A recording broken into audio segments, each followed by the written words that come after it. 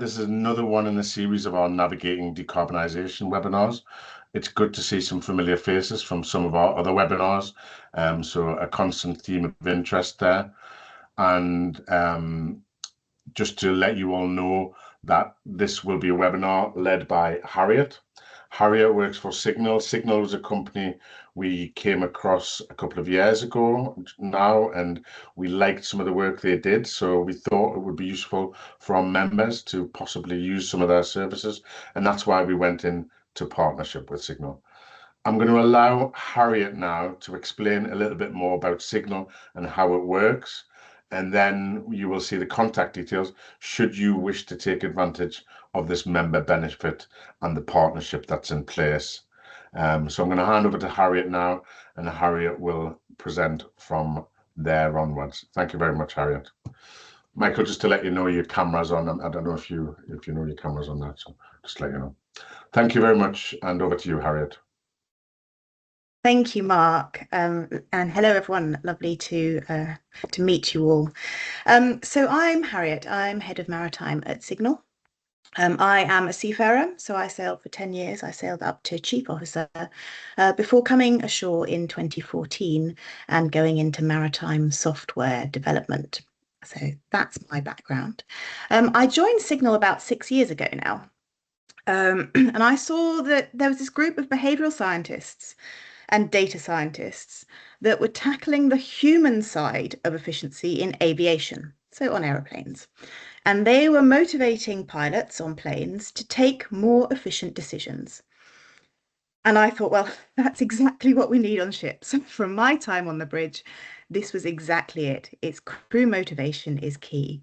So today I'm here to talk to you about behavioural science applications in maritime operations and how we then went ahead and did that. And I'll take you through how we ran one specific trial with Christiania Shipping, and that was on 16 chemical tankers, with the aim of improving fuel efficiency through crew engagement. We have since gone through to many, many other firms, and I'll show you as well who else we're working with along the lines, along the way. But I'll take you through the Christiania one for now, just so we all stay on the same page.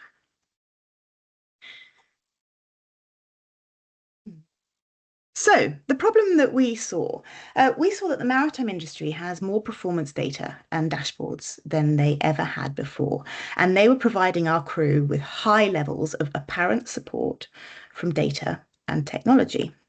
However, our vessels are not always running as efficiently as possible. So just having the data, having the knowledge doesn't always lead to an efficient action. And that problem is shown here. Let's imagine that we are all now an engineer on a vessel. Your careers may have taken a rather strange turn, but here you are. We are an engineer on a vessel, and you have 3 auxiliary engines running. But the load drops to a point where you can take one engine off.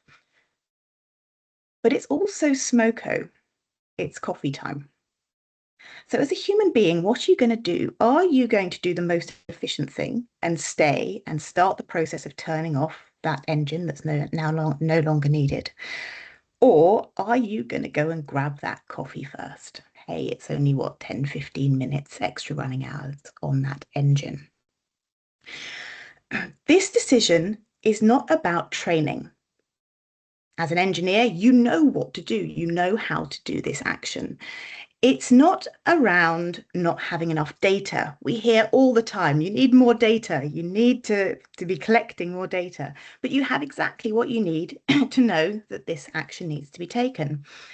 This is about human motivation. And that's what this graph here shows. Each different line on this graph is a different company that we've worked with. And each dot on those lines is a different engineer.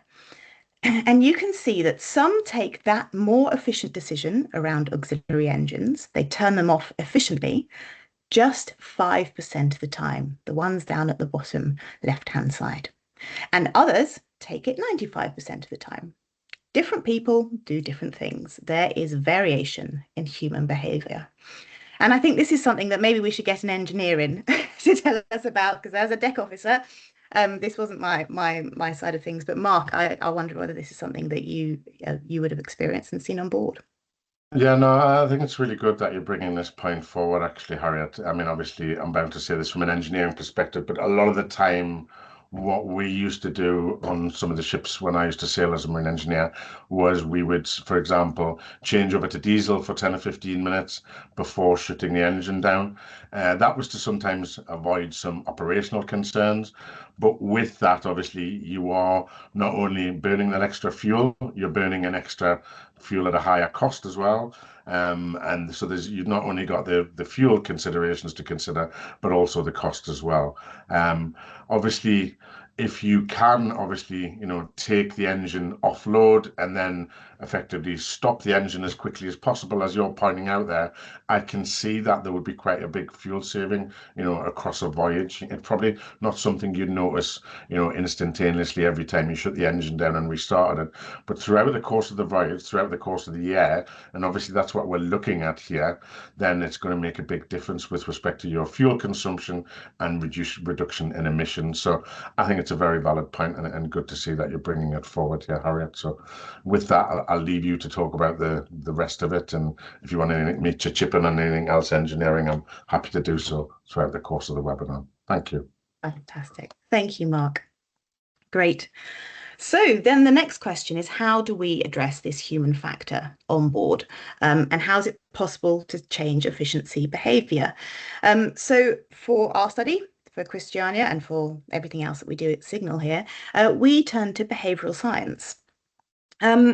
Now, behavioural science is this idea of bringing economics and science into measuring and changing human behaviour. And it took off in 2008 with this Nobel Prize winning approach in the book Nudge.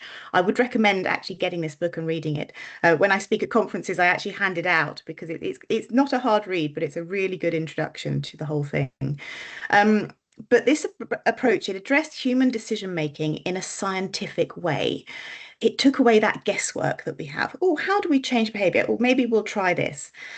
And often that guesswork then involves false links between correlation and cause. And we know there's not always a link between those two things, right? So it means the reasons that human behave in different ways is now longer no more just guesswork. Its actual scientific method has been applied to it. So it really showed the need to bring that scientific method in to these complex behavioural scenarios, and then how it could be done. So that was the approach that we've adopted. And of course, complex behavioural scenarios are happening all the time on our vessels. And so it's something that you can look at throughout your crew as well. So in terms of the behavioural science, we use a specific model called the COM-B, and this explains what a human needs in place to make a decision. They need those things, those three things there in the middle: capability, opportunity, and motivation. But the result of changing or enhancing any of these factors needs to then be assessed. So when we were defining the Signol approach, we interviewed lots of seafarers. And during these interviews, here's what we found. We found that capability was actually normally present. That captains and chief engineers, they're most often well-trained, capable individuals. They've followed cadetships and they have experience from long careers at sea. We found that opportunity also seemed to be present in most cases. Vessels are equipped with the tools necessary to monitor and take efficient decisions on board. They don't always send all that data ashore. That's a whole different thing. We don't do that. That's performance monitoring, and digitalization is a completely different thing. But we find that on board, the crew really do have what they need to make those decisions. Around opportunity, there were some concerns raised over excess cognitive load that affected the crew's opportunity to take certain decisions. They've got lots going on. But this meant that any situation that is introduced needs to be quick and easy for the crew to use. We don't want to add to that already high workload that they're experiencing. Safety was also the thing that they brought up as the main barrier perceived to block opportunity to efficiency behaviours. So this highlights the need to stress the complete autonomy that the captain and the chief engineer have over any decisions. The decision remains with the captain and the chief engineers on board. They have the heightened situational awareness, and their complete control over decision making on board is always respected. We're not telling them what to do. We're just motivating them to do a certain thing. So this is why the nudge approach appeared to fit so well. We won't tell them what to do, because actually sometimes we find telling a captain what to do can actually backfire. We just motivate them in the background.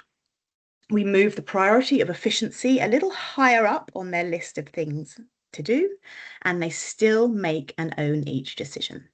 So motivation, the orange one there, is where we found the biggest room for change. The crew we interviewed showed little emotion either way around efficiency and saving fuel. They were neutral. There was no great happiness or positive reaction around saving fuel, but there was also no great negative feeling or feeling of loss or disappointment when excess fuel was burned. There was very little motivation there. So it made sense for us to focus on motivation. Because behavioral science suggests that a motivated and positively engaged crew will take more efficient decisions, and therefore save fuel. So the next step then is to define the behaviours that we could target on the vessels. So this is making sure that they're universal to all the vessels and adaptable as well. We all know that no two vessels are the same, so you can't judge two exactly the same. So you've got to be able to set different limits on different vessels. But they also had to be fair and measurable, and they couldn't impact safety. But they also did need to create a meaningful saving. You're telling someone to turn their light switch off every time they leave the cabin. How much fuel is that actually going to save them? You tell them they've saved a teaspoon of fuel, it's not going to be that motivational. But if you're turning off the main engine or an auxiliary engine for a period of time, suddenly those savings become meaningful. So we found 4 behaviours that fit that criteria. So these are the 4 behaviours that we used with Christiania. But obviously you can define a behaviour around anything that you have the data for. We looked at optimal trim, which is making sure that you comply with the optimal trim given by your vessel's trim tables. And obviously it's a specific trim for that vessel and that vessel's table.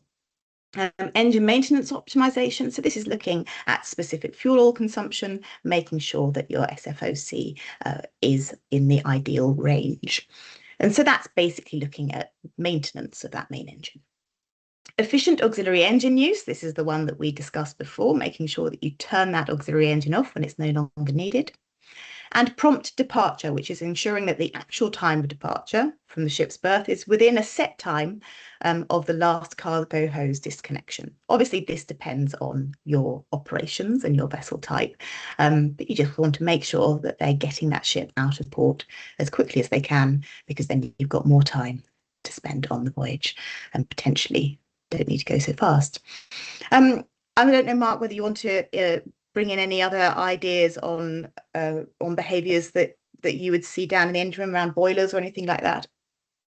Yeah, I mean, obviously boiler use is not something that's optional, but I mean, I suppose where you can optimize the use of the boiler, then do so. Obviously, heating requirements vary depending on fuel, location, fuel temperatures, tank locations, etc., etc. But I think, there is a lot to be said for running a boiler in a most efficient manner. I think it's an important point you brought across there about prompt departure times. I know from my experience in container vessels that wasn't a problem, but there may be other types of vessels within the trade that don't quite leave the berth quite so promptly, and therefore you would be consuming fuel in the interim. I think one of the other things to bring to the forefront there is probably tank heating as well. We're all in this environment where we have to heat tanks up to get them to the right temperatures, but sometimes control valves don't work correctly, and sometimes tanks are overheated, and therefore you're using steam when you don't need to. I think that's possibly another area where some ships could concentrate on, in my experience, but I think you've got everything else well covered off there. So I think that's a nice coverage there. Thank you, Harriet. Thank you, Mark. Yeah, so as I say, there's as long as the behaviour on board is measurable, we can nudge it. So that's we take what your crew and what you are currently looking at, and then we can turn that into a behavior from our side. So defining and fairly measuring each behavior is really critical, but the key to that is data. For Signol, we use the data sets that you're already using. We're not putting anything else on the vessel. You don't have to have a torque meter to be able to do this. The more data, the more specific the definition of the behavior can be. If we can see every single time you're changing your autopilot settings, we could potentially nudge every single officer on how they're setting their autopilot. Obviously, data's not got to that point yet, though. So anything we can use noon reports, and often it's just noon reports that we use. But if you have any IoT data as well, that's great. That just helps and helps you to get more out of any data that you may have, or any other systems that you have on board that's getting data off that vessel. We can start actually using that data and getting something back for it. But the key thing is that we mix it with crew rotations. So this isn't the vessel efficiency. This is the individual efficiency. So we take historic data and we map each captain and chief engineer back through different vessels they've been on. And it's really interesting. You can actually see things change with captains and engineers. They have their own definitions, they have their own sort of handprints, so to speak. And so we're really mapping them back and making this their individual data. It's not the vessel, it's theirs, and that's really important. And then with our behavioral science-based approach, we set them goals. And they're sent out in coordinated and personalised positive communications to motivate them to implement the changes that you want. So they're personal, it's your goal. You can't say, oh no, that ship is just really bad at that. It was about the area that we were operating in. No, this is your personal data back through 2 years. And this is how you do on this one. And then those things that we send out, the communications that we send out, all have the behavioral change techniques embedded. So the crew get sent these, they can log into the app, and these are all on the app, or they get sent via an email. Everything is in the email as well.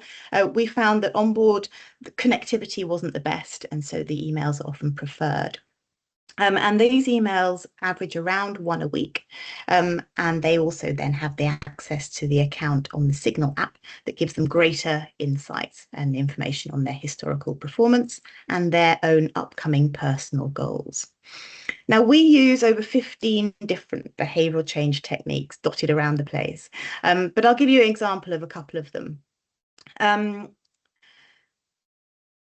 So on the top right, you can see personal targets. So these targets, they're always realistic and achievable.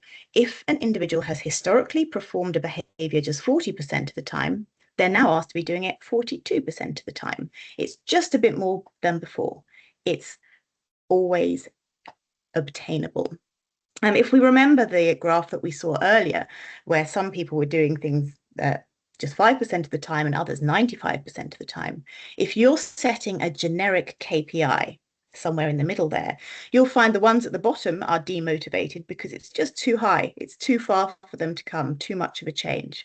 And you'll find the ones at the top are demotivated also because they look down and say, well, what's the point in doing any better if that's only the target? So that's why having these personalized targets are so important, and they make a big difference when it comes to behavioral change. Impact reframing. So this is the next one down on the right-hand side there. And I like this one because it puts any fuel savings in a relatable way. Believe it or not, simply saving money for your boss is not a big motivating factor for anyone. But showing how you've done the equivalent of planting 10,000 trees, or you've taken 100 cars off the road, this really empowers people and it gives them worth to every efficient action that they take. We also do pro-social incentives, and this is actually my favourite. It's another way of making the crew feel positive around achieving those goals. As with every goal they achieve, with Christiania, $5 was donated to a charity, and it was ocean cleanup in this case, and $5 was also donated to the crew welfare fund. Now, people pick different charities here. Sometimes it's not crew welfare fund, it's only charities.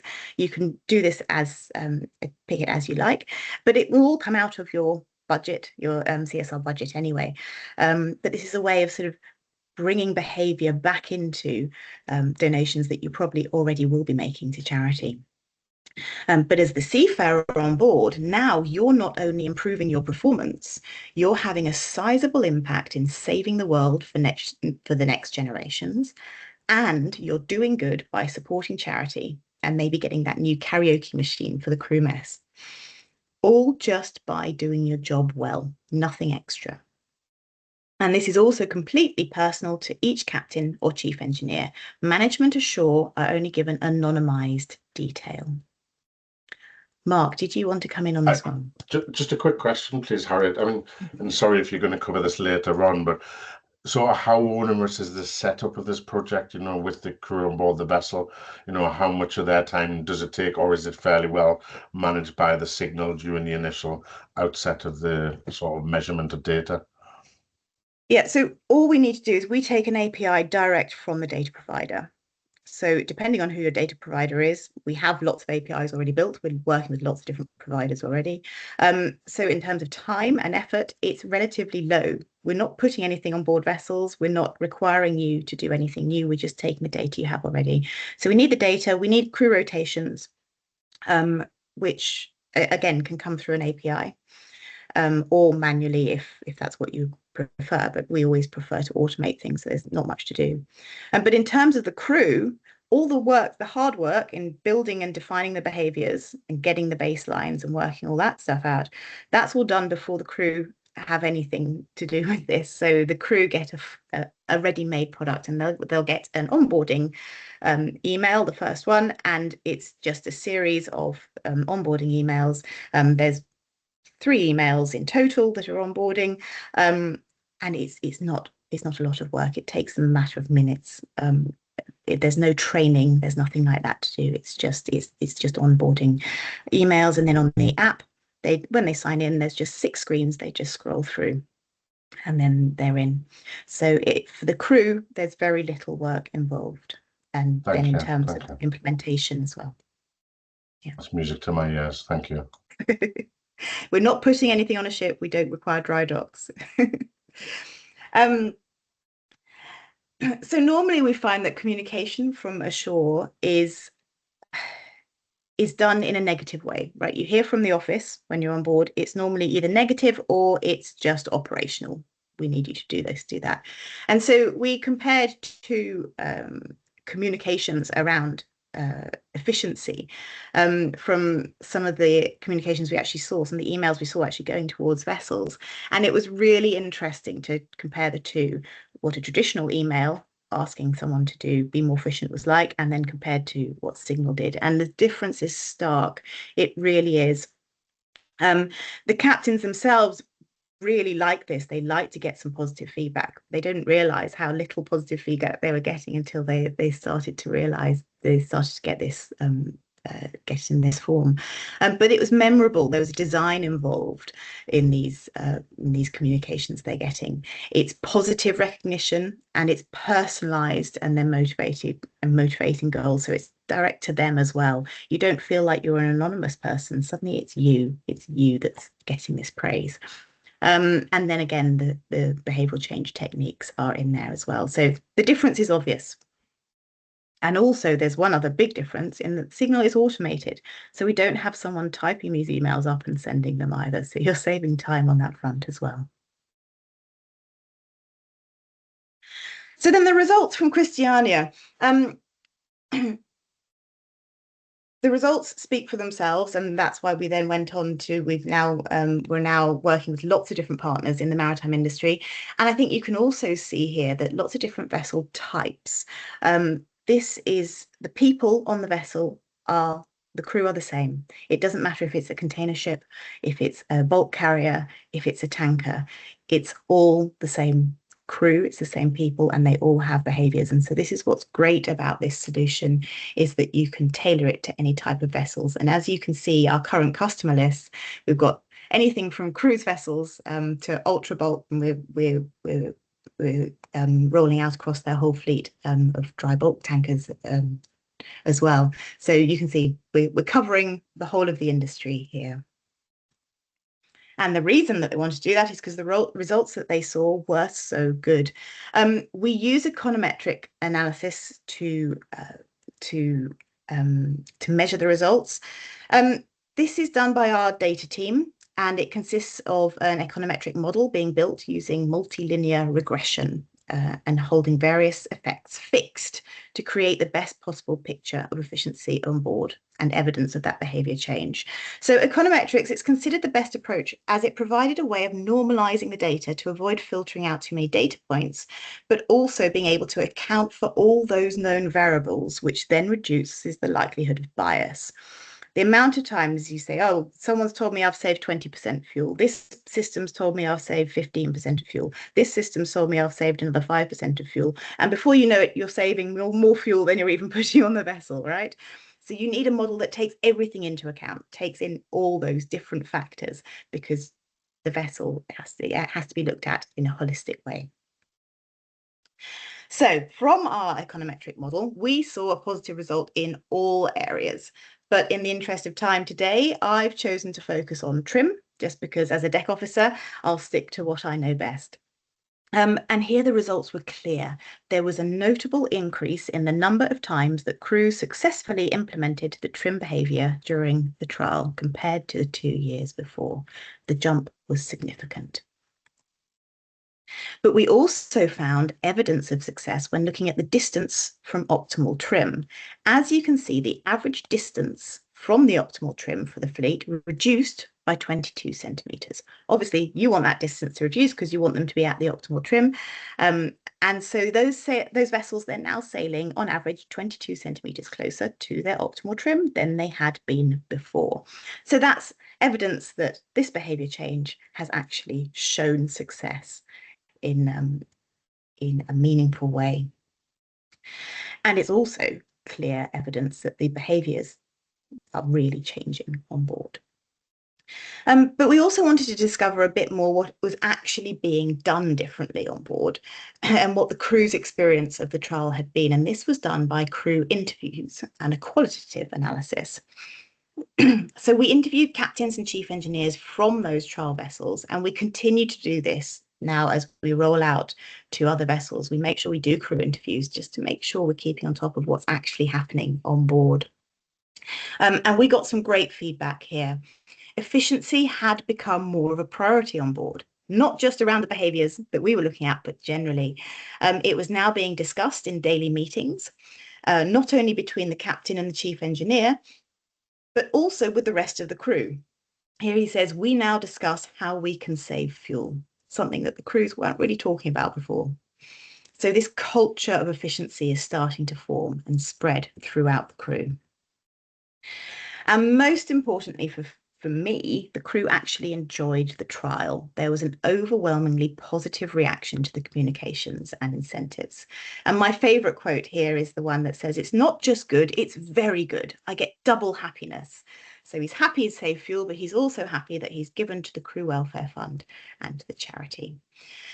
So although our engineers may have to be willing to wait a little bit longer for that coffee that we were talking about earlier, they're actually happy about it.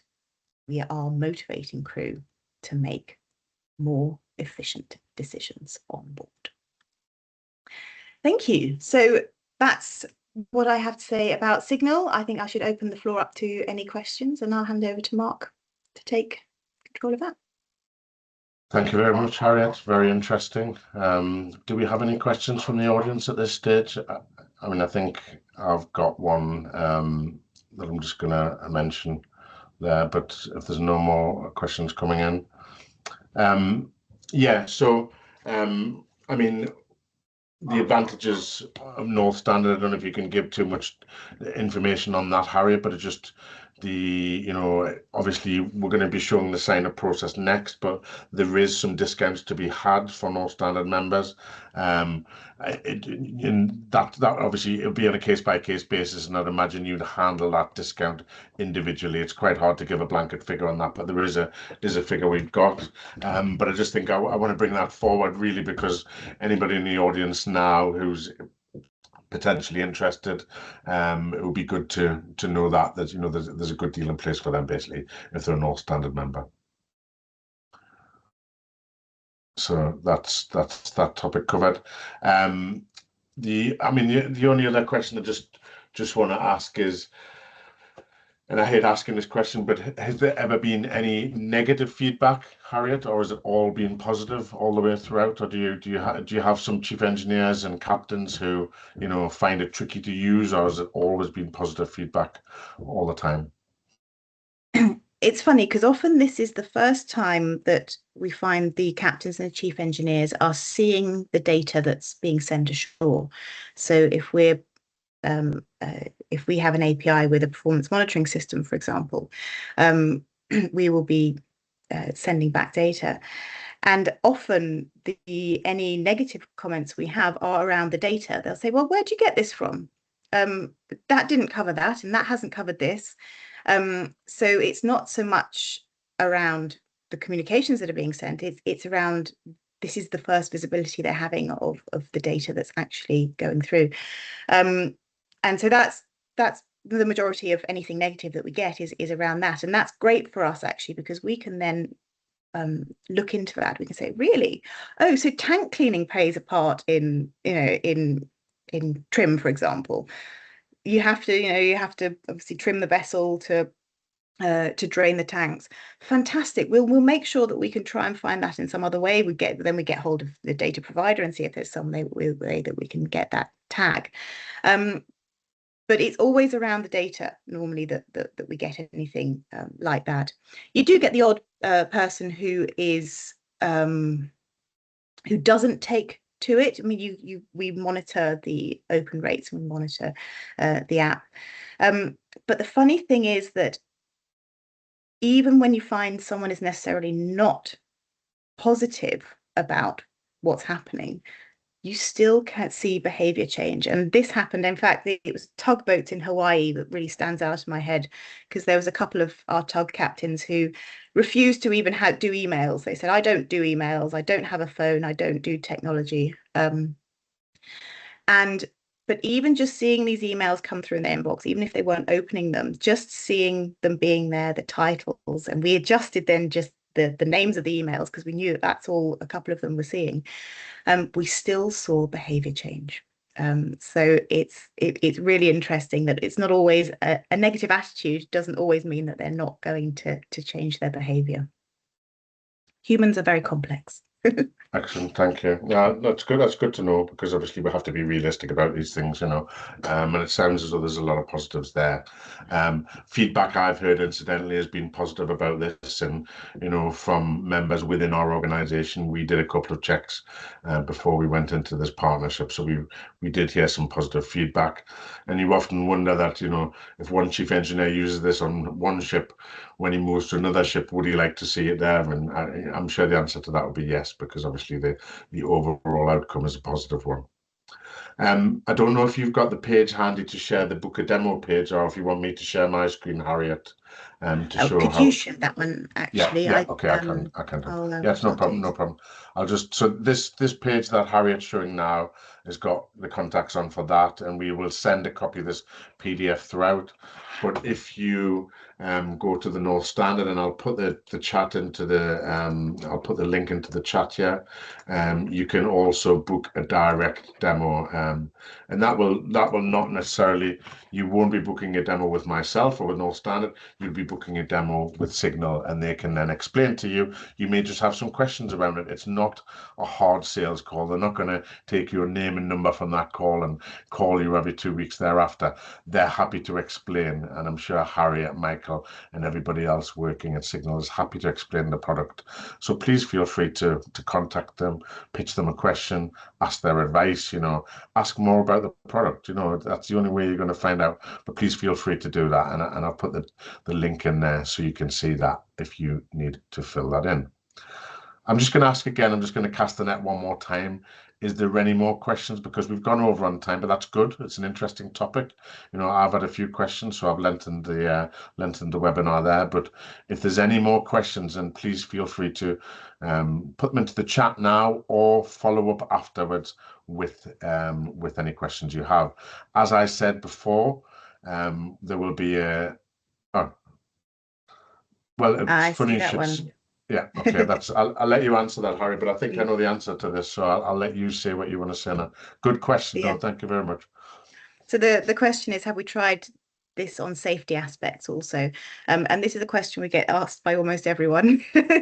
Yes, you save us fuel. How about safety? Because we all know safety is key and behavioural change is key to a safer vessel. We are looking into safety. We are, at the moment, it's just about energy efficiency and fuel saving, because that's something that you can measure. The issue around safety is, how do you measure it? Safety, it's so hard to measure, but we're getting better and better and better at doing that now, with near misses being reported and lots more things being logged in an automated way. So as soon as we have data in the right way, or we have enough data on safety, it's definitely something that I think behavioural change would be perfect for. Yeah. Thank you. That's good to hear, because it's a question I know I've asked too. So thank you very much for that question. It's a good question.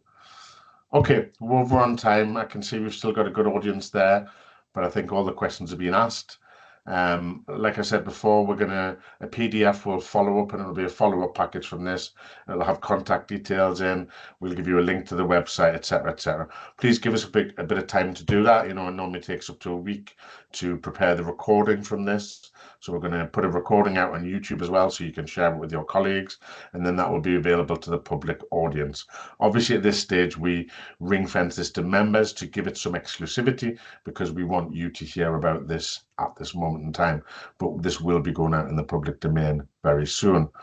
Any more questions, please feel free to reach out to any of us. So with that, I just want to say thank you, and I'm going to hand over to Harriet, who I'm sure just wants to say a few words after her excellent presentation. Thank you very much, everybody, and look forward to seeing you next time. Thank you, Mark. Thank you, everyone, for listening to About Signol, and do get in contact if you have any questions or just want to know more about what we do. We're always happy to have a chat.